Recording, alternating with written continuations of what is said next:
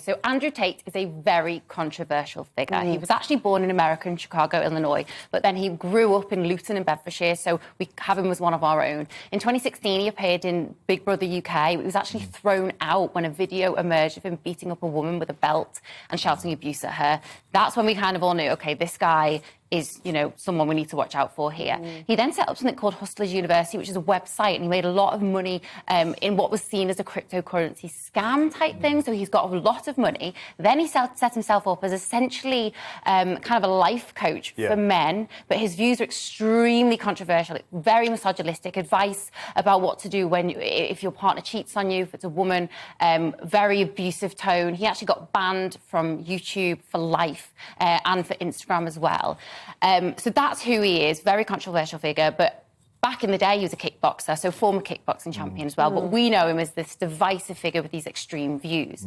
And what's happened is, yesterday, he took to Twitter to goad Greta Thunberg. And he tweeted her and said, I've got these 33 cars, they're gas guzzlers, you know, let me know if you want to know more about it. She swiftly responded in what is now being called one of the greatest Twitter takedowns of the year, even though it's nearly the end of the year. And she basically said to him, I would love to know more. Please email me the information. She took aim at his manhood, but the email address she gave him, which was to do with his manhood, it's smallbleepenergy@getalife.com. Can't say the middle word. You can use your imagination on that one. But people applauded. It's a little bit early, but people applauded her straight away. And they're like, what a takedown. This is amazing. He tried to come back and tweeted her and said, how dare you, which was a take on her infamous emotional UN speech when she broke down in 2019.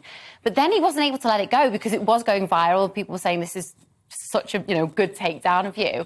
And so 10 hours later, he then tweeted a video of himself in a red robe, basically trying to break down her tweet and saying, why are you telling me about the size of your manhood? And people were like, this is just really odd. It's taking you 10 hours to do this. Get over it. It's interesting because, like, as the sort of bloke on the panel, I used to do a lot of stuff around men's issues, and a lot of men are looking for a kind of father figure or a mentor or some sense of belonging. This guy, I think, has quite cynically filled that space.